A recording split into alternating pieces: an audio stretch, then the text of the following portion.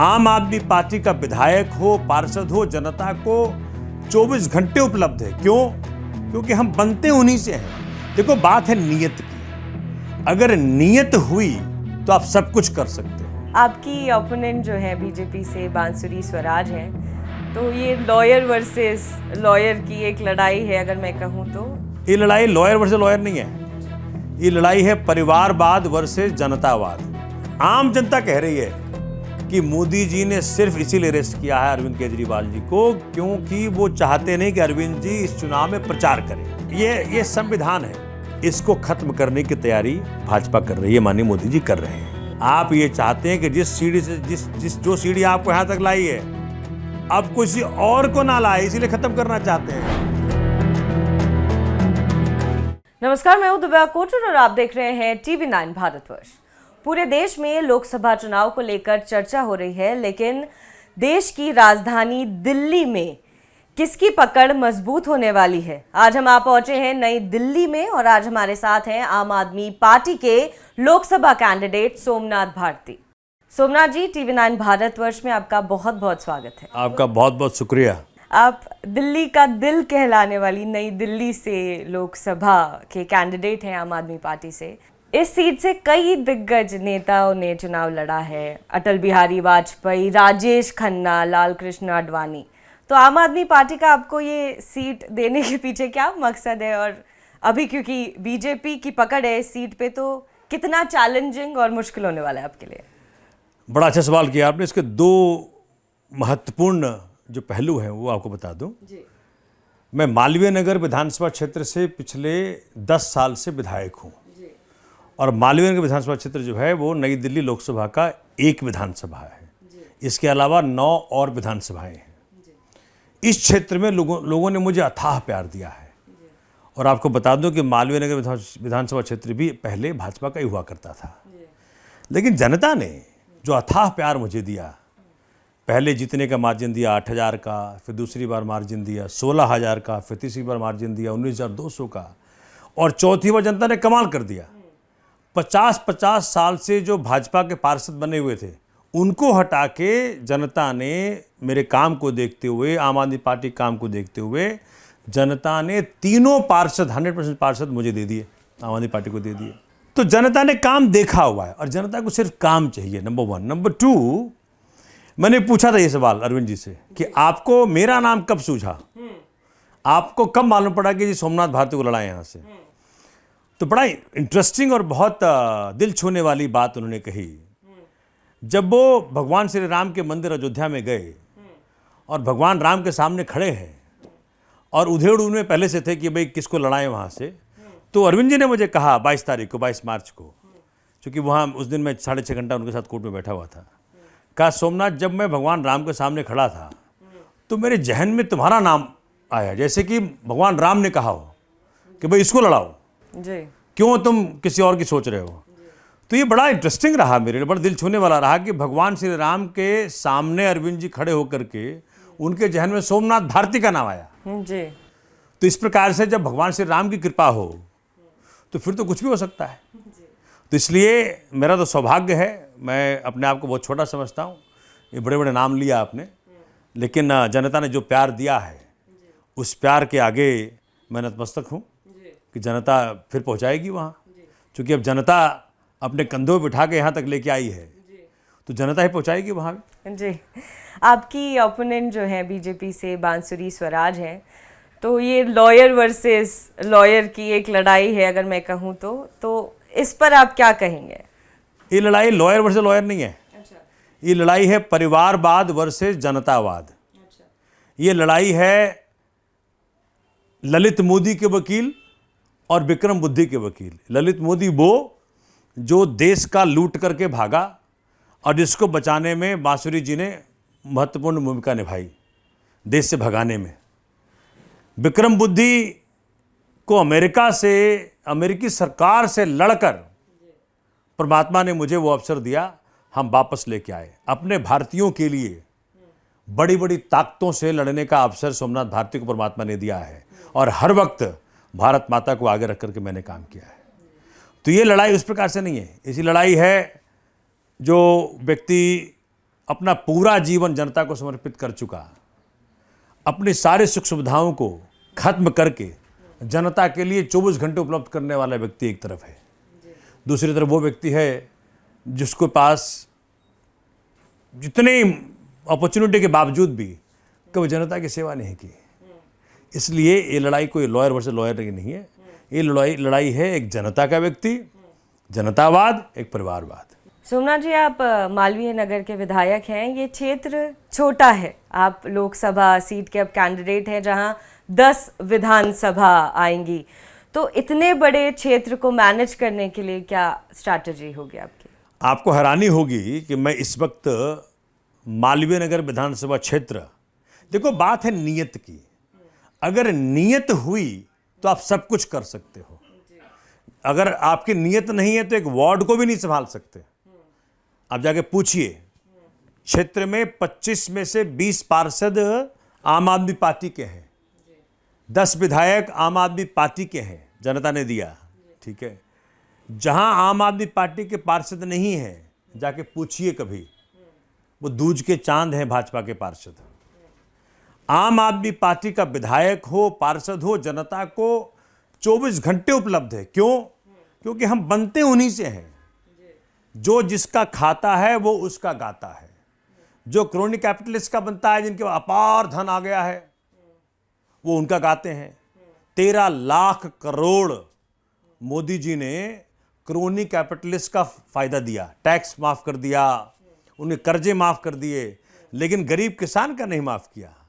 एक गरीब मध्यम वर्गीय परिवार का जो उसने लोन लिया था, उसके यहाँ तो कुर्की हो जाती है, उसका माफ नहीं किया। एक नया पैसे का फायदा भारतीय जनता पार्टी ने, माननीय मोदी जी ने पिछले 10 साल में एक गरीब का नहीं किया। तो इसीलिए जिस प्रकार से माननीय जनता को हमने सेवा करने का प्रयत्न किया, देखो मैं हिंदुइज्म का जो बेसिक प्रिंसिपल है, हर व्यक्ति परमात्मा स्वरूप है, और हर व्यक्ति का मतलब सिर्फ हिंदू ही नहीं, हर धर्म का व्यक्ति। हम ये मानते हैं कि मानव सेवा ही माधव सेवा है। जिस जिस की हमने सेवा कर पाए हैं वो माधव की सेवा है, वो भगवान कृष्ण की सेवा है, भगवान राम की सेवा है। तो मैं इस प्रिंसिपल पे चलता हूँ। तो जब ये प्रिंसिपल हो, जब ये बेंचमार्किंग हो, फिर क्या रह जाता है? फिर तो जब जो हमने अभी अपनाया है मॉडल यहाँ पे मालवीय नगर विधानसभा क्षेत्र में, आपको जान के हैरानी होगी कि मेरे यहाँ चलता है मोहल्ला व्हाट्सएप ग्रुप। हर घर से एक व्यक्ति को जोड़ रखा है हमने, 24/7 मोहल्ला व्हाट्सएप ग्रुप के जरिए मैं सबको उपलब्ध हूँ। किसी को ज़रूरत नहीं है ढूंढने की, कहाँ रहते हैं सोमनाथ भारती, कहाँ है उनका ऑफिस, कब मिलेंगे। आप अपने न्यूज़ रूम में हैं, आपने स्टूडियो में हैं, आपको याद आ गया कि अरे वो मुसीबत थी, लाइट नहीं जल रही थी बाहर घर के, रात को अंधेरा हो जाता है, मुझे डर लगता है। आप अपने मोहल्ला व्हाट्सएप ग्रुप में गए, अपना नाम लिखा, एड्रेस, फ़ोन नंबर लिखा, और समस्या मेरी 24 घंटे के भीतर इन समस्याओं का समाधान देता हूँ। मुझे सिर्फ एक्सपेंड करना है। एक मॉडल तैयार बैठा है, मालवीय नगर विधानसभा का सेवा का मॉडल तैयार बैठा है। इसी मॉडल पे और जनता आ जाएगी, बाकी 9 विधानसभाओं की जनता आ जाएगी। मेरा तो काम आसान है, सब कुछ तैयार है, सेवा का मॉडल तैयार है, आदमी सेवा करने को तैयार है। तो अब इसमें कुछ कमी रह नहीं गई। इसलिए नई दिल्ली लोकसभा के अंदर जितने विधानसभाएं हैं, तो सेवा का एक्सपेंशन जो मालवीय नगर का है वो होगा। साथ में 5 चीजें ऐसी हैं दिव्या जी, जो कि विधायक के अधीन नहीं है, वो सिर्फ सांसद के अधीन है। अभी मैं आपको दिखाता हूं, मेरे क्षेत्र में डीडीए पार्क में एक लड़के ने लड़की को रॉड से मार डाला, दिन दहाड़े। पीछे सतपुला पार्क में एक लड़के 15 साल के बच्चे को चाकू से गोद के मार डाला। ये दोनों सवाल मैंने विधानसभा के पटल पे रखा और पूछा कि भाई कहाँ पहुंची जांच, इसके पीछे कौन थे, क्या था, इस प्रकार के क्राइम को कैसे लगाम लगाओगे, क्या कर रहे हो? जवाब क्या है पता आपको? जवाब दिया, सोमनाथ जी, दिल्ली पुलिस और लॉ एंड ऑर्डर दिल्ली सरकार के अधीन नहीं आता है, इसलिए आपको ये जानने का हक ही नहीं है। मैंने क्या बोला एलजी साहब को? मैंने कहा एलजी साहब, हाथ जोड़ के विनती करता हूँ, बहुत बड़े व्यक्ति हैं, भाजपा ने आपको एलजी बनाया मुझे पता है, लेकिन ये जो काम आप कर रहे हैं कि दिल्ली की जनता की समस्याओं को जब सदन पटल पर रखा जाता है उसका जवाब नहीं देते हो, तो मैं आपको एक बात बता दूं, चूंकि जनता के नुमाइंदे सोमनाथ भारती को आपने सदन के पटल पर जवाब नहीं दिया, अब जनता अपनी जिद में मुझे वहां भेजेगी जहां आपको जवाब देना ही पड़ेगा। तो जब लोकसभा में सवाल पूछूंगा पुलिस पे, लॉ एंड ऑर्डर पे, डीडीए पे, लैंड्स पे, ट्रैफिक पुलिस पे घंटों घंटों जाम लगा रहता है, तो लोकसभा के अंदर आप ये नहीं कह सकते कि मैं आपको जवाब नहीं दूंगा, क्योंकि लोकसभा के आगे सारे नतमस्तक हैं, सारे विभाग वहां हैं, मंत्रियों को जवाब देना पड़ेगा, समाधान देना पड़ेगा। तो ये 5 सब्जेक्ट्स में देख रहा हूं कि एमपी ही कर सकता है, तो जनता मुझे वहां पहुंचाएगी। जनता को तो चाहिए काम।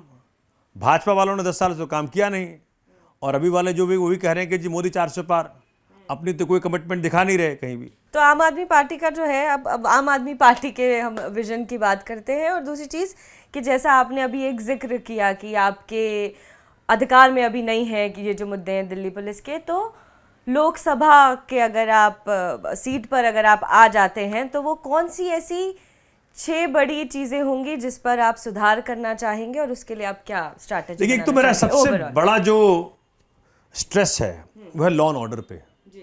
नई दिल्ली लोकसभा क्षेत्र क्राइम फ्री होगा, ऐसी मेरी प्रयास रहेगा। दूसरा, जो पुलिस स्टेशंस हैं इतने मॉडर्नाइज्ड हो कि हर व्यक्ति कंफर्टेबल फील करे जाने में। अभी सबको डर लगता है कि थाने जा रहे हैं, पता नहीं क्या हो जाएगा, ना क्या पूछेगा, क्या करेगा, कोई एक कंफर्टेबल फीलिंग नहीं है। तीसरा, जगह जगह जगह जगह ट्रैफिक जाम लगा रहता है, ट्रैफिक कंजेशन। आप मतलब समझे, कंजेशन जो है वो एनवायरमेंटल पोल्यूशन को डायरेक्टली रिलेटेड है। और मान लीजिए मैंने अपने क्षेत्र के अंदर मालवीय नगर विधानसभा क्षेत्र में ऐसे 23 लोकेशंस हैं जहां कहीं लेफ्ट टर्न को वाइडन किया है, जहां कहीं गोल चक्कर बनाया है। मतलब दशकों से जो मुसीबतें थी ट्रैफिक जैम की मेरे क्षेत्र में, उसको हमने ठीक करने का प्रयत्न किया, लेकिन ट्रैफिक पुलिस साथ नहीं देती, नहीं तो मैं सबको ठीक कर दिया होता।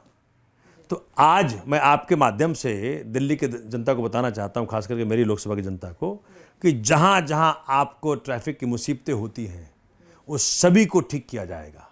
जहां कंजेशन होता है, आधे किलोमीटर की दूरी आपको तय करना होता है, लग गया 1 घंटा 1.5 घंटा, वो सब ठीक किया जाएगा।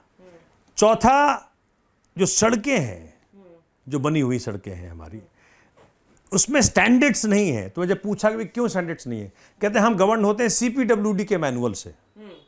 तो जब तक सीपीडब्ल्यूडी के मैनुअल को हम नहीं बदलेंगे तब तक दिल्ली की सड़कें उस प्रकार के नहीं बन पाएंगी जो सोमनाथ भारती ने आईआईटी दिल्ली में सीखा।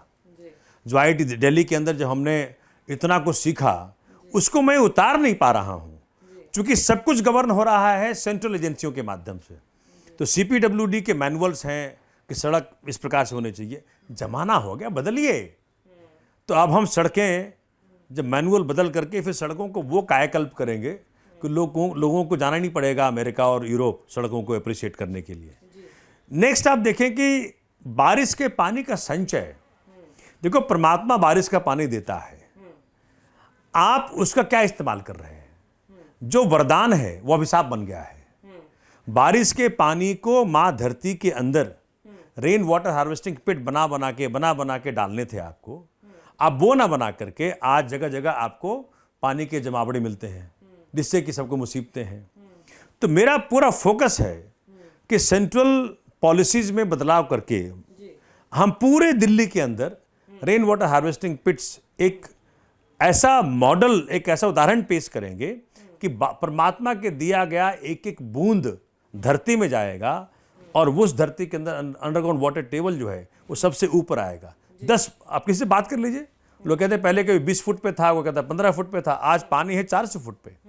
तो जब तक हम लोग इस पर प्रयास नहीं करेंगे, आप देखें माननीय केजरीवाल साहब ने बड़ा एक एम्बिशियस प्लान बनाया दिल्ली के लिए, जो पानी की डेफिसिट है उसको पूरा करने के लिए, कि जो एसटीपीज का आउटफॉल है उसको टर्शियरी ट्रीटमेंट करके, लेक्स को डेवलप करके, वहाँ से अंडरग्राउंड वाटर टेबल को हम रिचार्ज करेंगे, उससे फिर हम विड्रॉ करेंगे ट्यूबवेल्स के माध्यम से, फिर आरओ के माध्यम से प्रोसेस करेंगे, फिर ऑगमेंटेशन वाटर का हो पाएगा।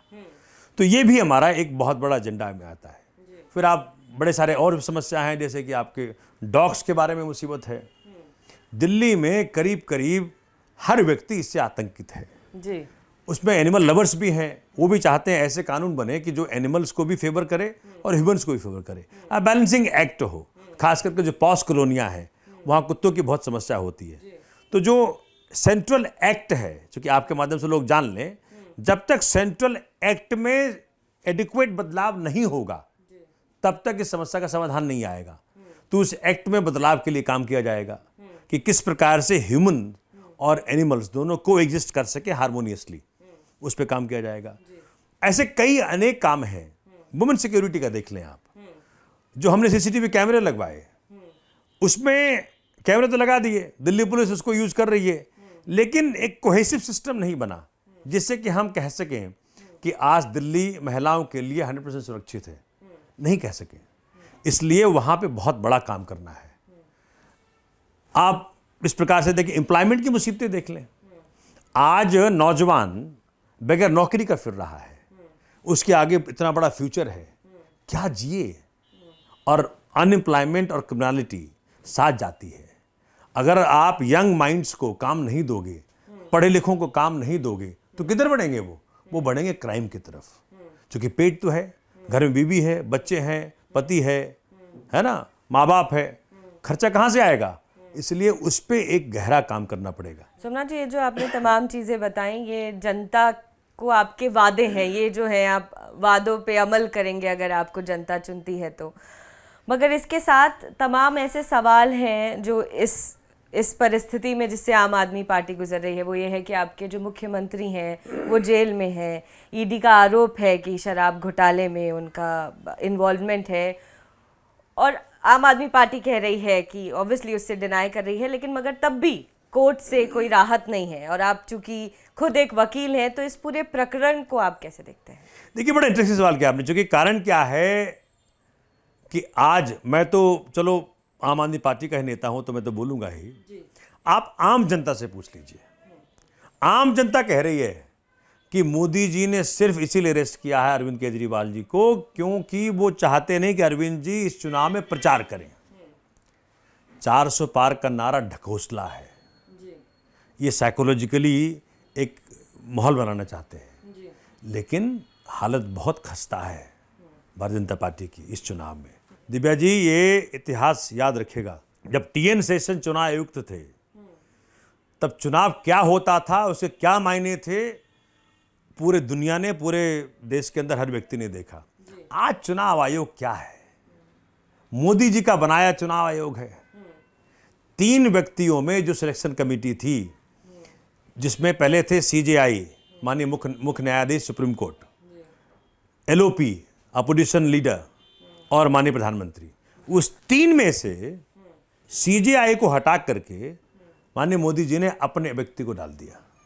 और जब 3 में 2 वही हों तो चुनाव आयोग कम होगा, ये होगा मोदी आयोग। अब ऐसे माहौल में जब चुनाव घोषणा हो जाए और इस प्रकार से अपोजिशन के एक मेन लीडर को उठा लिया जाए, एक मुख्यमंत्री को वहां उठा लिया, हेमंत सोरेन साहब को, तो क्या मतलब बनता है? ये इलेक्शन को अपने तरफ करने की आयाम है, इनके प्रयास हैं। चुनाव आयोग आता, कहता, प्रमाण कहाँ है? एक नए पैसे का धेला नहीं निकला, एक नए पैसे का ट्रेल नहीं निकला। और दिव्या जी, तो ये बात तो ईडी ने मान ली सुप्रीम कोर्ट के अंदर। जब संजय सिंह जी को बेल मिला, तो जब सुप्रीम कोर्ट ने शिकंजा कसा कि भाई तू 6 महीने से इस आदमी को अंदर रखा हुआ है, तेरे पास क्या प्रमाण है? क्या मनी ट्रेल निकला? बोला नहीं निकला। क्या मनी कहीं रिकवरी हुई? बोला नहीं हुई। तो फिर क्या तुम बेल अपोज करोगे? और मैं धन्यवाद करता हूं माननीय उच्चतम न्यायालय का, उन्होंने कहा कि अगर तुम आज बेल अपोज करोगे तो मैं इसको मेरिट पे डिसाइड कर दूंगा, और जब मेरिट पे डिसाइड करूंगा तो तुम बहुत पछताओगे। तो इसलिए कहा माई बाप आप वक्त दे दें, हम पूछ के आते हैं अपने आकाओं से। तो पोस्ट लंच आए वापस वो, बोला जी हम बेल अपोज नहीं करेंगे। अब इससे बड़ा प्रमाण क्या चाहिए आपको कि सब शराब घोटाला ढकोसला है। इसीलिए है कि चुनाव में ये षड्यंत्र करके हमारे नेताओं को जेल में डाल दें और इस प्रकार चुनाव को प्रभावित करने का प्रयत्न करें। लेकिन मैं बता दूं, इस बार जनता तैयार है। लेकिन वही बात एक बार हो जाएगी, क्योंकि आपने खुद ने कहा कि अरविंद केजरीवाल जो हैं चुनाव के वक्त जो भी कुछ माहौल है, लेकिन वो आपके आम आदमी पार्टी के स्टार कैंपेनर रहे हैं। वो अपने चेहरे से चुनाव लड़ते हैं, उनका एक अपनी अलग प्रणाली है। तो क्या लोकसभा चुनाव में इसका कुछ असर देखने को मिलेगा? क्या लग रहा है आपको? देखिए, फिजिकली अरविंद जी का होना हम सबके लिए बहुत बड़ी बात है जी। लेकिन आज बता दूं, आज बाबा साहब के द्वारा दिया गया संविधान की ताकत इतनी है कि वो ताकत बड़े बड़े महारथियों को जमीन पे ला देगी। इस किताब में मैं देखता हूँ, मैं पढ़ता हूँ, क्योंकि मैं तो इसको रोज पढ़ता हूँ, मेरा तो काम है, मेरा तो पर आज क्या खास चीज और क्यों लाए हूँ, ये ये संविधान है जी। बाबा साहब के द्वारा दिया गया संविधान है। इसको खत्म करने की तैयारी भाजपा कर रही है, माननीय मोदी जी कर रहे हैं।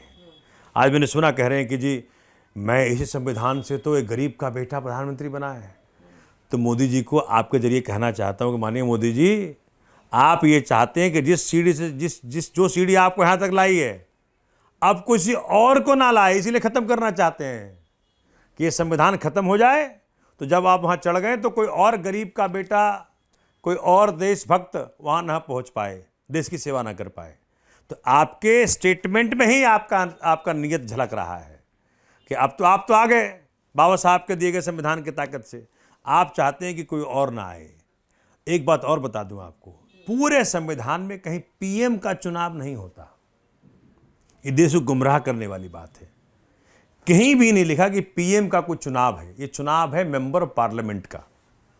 तो अगर हर व्यक्ति, आज मोदी जी क्या करें, कुछ नहीं देखना है, कमल का बटन दबा दो। अरे भैया, आप आए काम करने।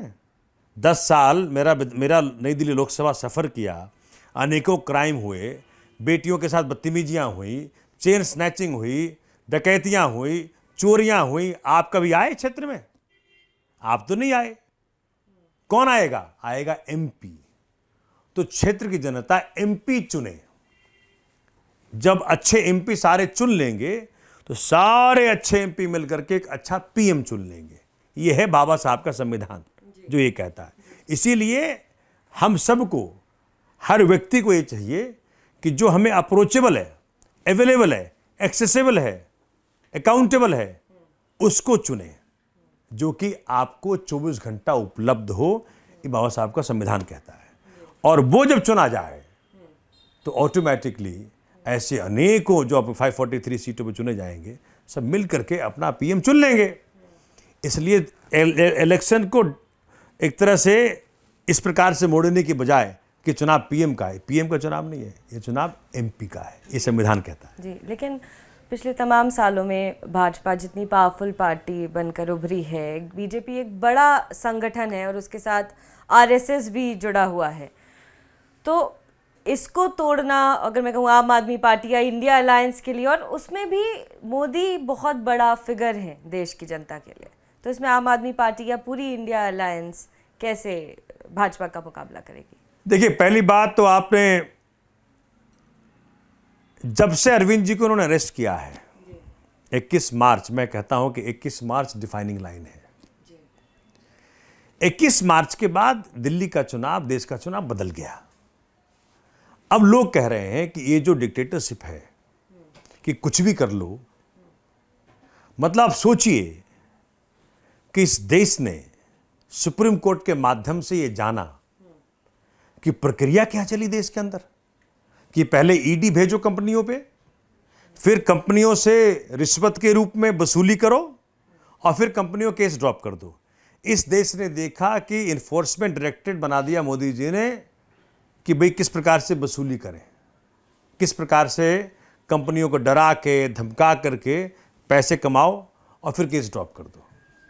तो ये सब ने देखा। तो आज दुनिया जान गई है, मोदी जी की असलियत बाहर आ गई है। वो अभी कहीं कह रहे थे कि इंटरव्यू में कि इलेक्ट्रोल बॉन्ड के माध्यम से हम जान पाए कि कितना पैसा कहाँ से किधर से आया। अरे भैया, आपने तो छुपाने का प्रयत्न किया। आपने एसबीआई को बोला कि बता दे, जून में दूंगा, इलेक्शन के बाद दूंगा। तो डंडा पड़ा सुप्रीम कोर्ट का कि फटक से इंफॉर्मेशन बाहर निकल गई। जो समय मांग रहे थे कि महीने लगेंगे, 2 दिन में इंफॉर्मेशन बाहर आ गई कि किसने किसको कितना पैसा दिया, कब दिया। एनालिसिस किया गया तो बात बाहर निकल गई कि पहला जो है ईडी ने रेड डाला, रेड के बाद पैसा भाजपा के खाते में गया और उसके बाद केस ड्रॉप किया गया। इस देश का सबसे बड़ा फ्रॉड, दुनिया का सबसे बड़ा घोटाला। और मैं नहीं कह रहा हूँ, ये कह रहे हैं कौन? निर्मला सीतारमण, जो भाजपा के सेंट्रल गवर्नमेंट की वित्त मंत्री है, उनके हस्बैंड कह रहे हैं ये कि दुनिया का सबसे बड़ा घोटाला, इलेक्टोरल बॉन्ड घोटाला, ये ईडी घोटाला, जिसके जरिए भाजपा 2 नंबर की पैसा कमा रही है, काला धन कमा रही है, देश की अर्थव्यवस्था को बर्बाद कर रही है। सब देख रहे हैं। इसलिए अब जाकर के देखिए ना भाई क्या हो रहा है देश के अंदर। आप लोगों से पूछ लें, सब बता देंगे। सिर्फ और सिर्फ काले धन की बदौलत भाजपा इस प्रकार से दिखाती है कि भाई हम पता नहीं क्या है। अरे कभी आके ज़मीन पे बात तो करो जनता से, कभी हमसे रूबरू तो हो जाओ, एक हमसे बातचीत ही कर लो। एक आपके TV9 भारतवर्ष पे हम डिबेट ही करवा लेते हैं। भाई कुछ तो सवालों का जवाब दो। ये कौन सा इंटरव्यू होता है? क्या खाते हैं, क्या पीते हैं, क्या पहनते हैं, कैसे फिट लगते हैं, आम चूस के खाते हैं, काट के खाते हैं? ये प्रधानमंत्री किसे पूछने वाले सवाल नहीं है। इस प्रकार से जो पूछ रहा है वो भी देशद्रोह कर रहा है। सवाल पूछने चाहिए, माननीय मोदी जी, आपकी ईडी ने इस प्रकार से धंधा खोल रखा है, आपको जानकारी है कि नहीं? जो भाजपा ने पैसे इकट्ठा किए हैं 2471 करोड़, जो सबके सामने खुल के आ गया है। जो मोदी जी कह रहे हैं हम तो पैसा बांटेंगे, तो इसको पहले बांट दीजिए। जो 2471 करोड़ आपने इकट्ठा किया है ना, आज दरवाजा खोलिए कि आ जाओ गरीब लोग। वैसे भी आप क्या क्या क्लेम कर रहे हैं अपने अचीवमेंट का? 80 करोड़ जनता को 5 साल मुफ्त राशन दूंगा। ये डेवलपमेंट के निशान नहीं है। 10 साल में आप देश को यहां से यहां ला दिए कि 80 करोड़ जनता आपके 5 साल राशन के लिए भूखे लाइन पे लगे रहे। ये भारतवर्ष की विकास हो रहा है? तो सब देख रहे हैं इस देश के अंदर। ना तो नौकरियां आई, ना तो GDP बढ़ा, ना तो बिजनेसमैन संतुष्ट हुआ, ना महिलाएं सुरक्षित हुई। तो हुआ क्या? हुआ एक ही चीज, काला धन इकट्ठा किया गया भाजपा के द्वारा और उसके बदौलत इलेक्शन को डाइवर्ट किया गया, इलेक्शन को अपने मन मुताबिक इसको करने का प्रयत्न किया। सोमनाथ जी, जैसे आपने अभी काला धन का जिक्र किया, घोटाले का जिक्र किया, तो ये आम जनता के भी सवाल हैं कि जब आम आदमी पार्टी का गठन हुआ था तो वो कांग्रेस के अगेंस्ट हुआ था, उनके करप्शन के अगेंस्ट हुआ था, और आज आम आदमी पार्टी कांग्रेस के साथ काम करी है, इंडिया अलायंस जिसमें तमाम पार्टी हैं। इसको लेकर भी आपके क्या दिमाग में क्या? इसको ऐसे समझे कि 2 हिंदुस्तानी बहुत लड़ते हो, झगड़ा करते हो, सिर फटौवल करते हो, और सामने पाकिस्तानी आ जाए, क्या करेगा हिंदुस्तानी? फिर अपने सारे झगड़े भूल करके पाकिस्तानी को पहले भगाएगा। जब पाकिस्तानी यहाँ से भागेगा, अपना झगड़ा बाद में देख लेंगे हम। तो आज भाजपा की यही हालत है। इस लोकतंत्र विरोधी भाजपा, संविधान विरोधी भाजपा, देश विरोधी भाजपा, जवानों को मरवाया। मैं नहीं कह रहा हूं, इनके गवर्नर कह रहे हैं। मलिक साहब ने कहा, ये कहते थे कि पुलवामा में इन्होंने बड़ा अच्छा काम किया है। इनके गवर्नर मलिक साहब ने कहा कि 40 जवानों को मरवाने में इनका हाथ है। मैं तो नहीं कह रहा, उनका अपना ही आदमी कह रहा है, अपना गवर्नर कह रहा है, गवर्नर कह रहा है। कैसे चुप कराओगे?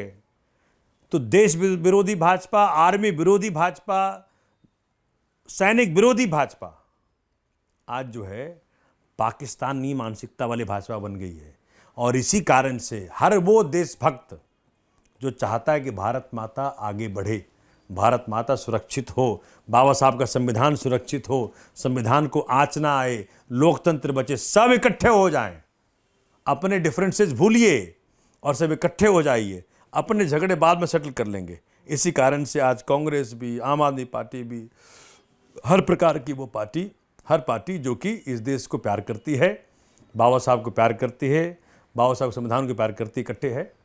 तो आज चुनाव क्या हो गया है? अब हो गया है भारतीय जनता पार्टी वर्सेज भारतीय जनता। अब चुनाव ये हो गया है। आखिरी में सोमनाथ जी, मैं आपसे सवाल करना चाहूँगी कि तमाम हमारी बातें हो गई, लेकिन मैं चाहती हूँ कि आप जनता को आखिरी में वो 3 मेन पॉइंट्स बताएं जो आम आदमी पार्टी उनसे पूरे दिलो दिमाग से वादा करेगी लोकसभा चुनाव के लिए?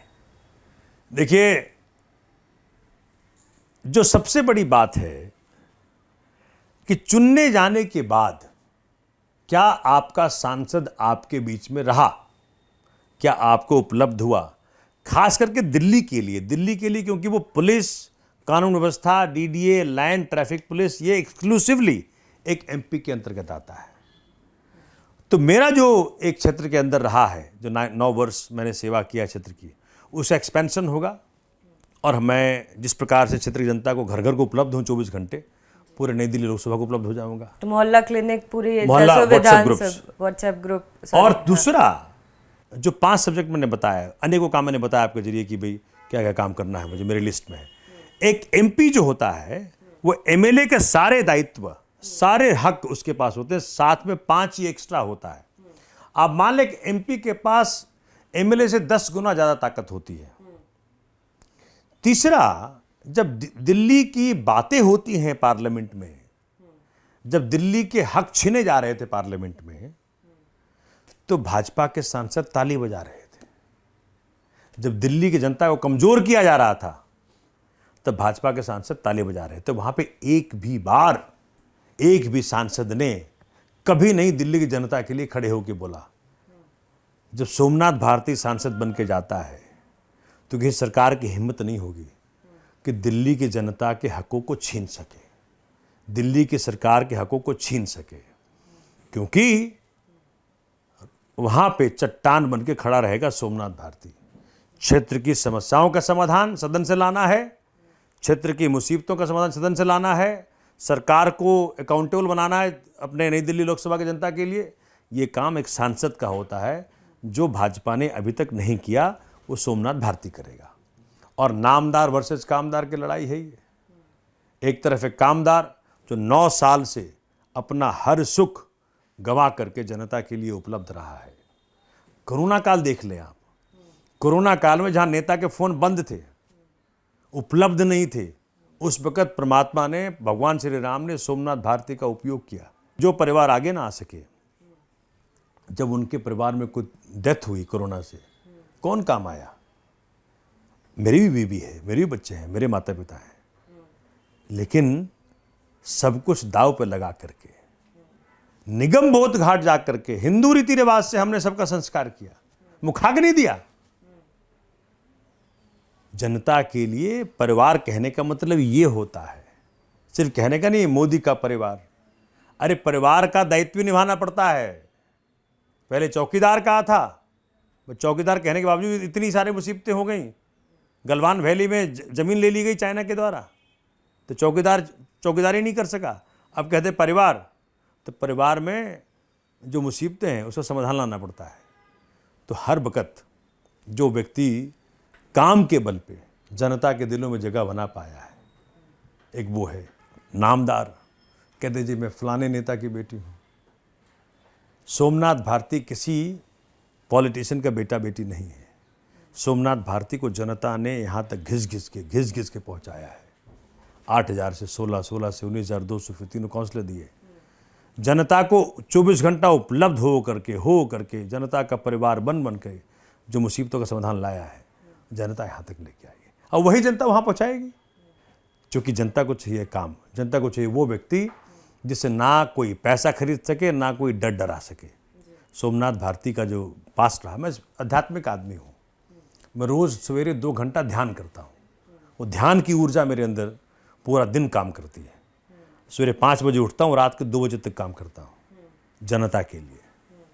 और जब जब भी मौका मिला है, वकालत के जरिए भी हमने जनता की कई समस्याओं का समाधान लेकर के आए हैं।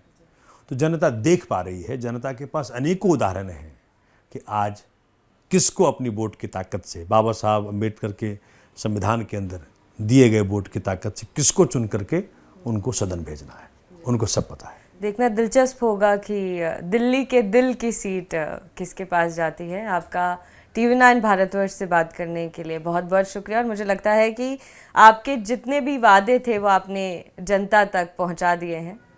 आपका शुक्रिया कि आपने मुझे मौका दिया अपनी बात रखने का। बहुत बहुत धन्यवाद आपका।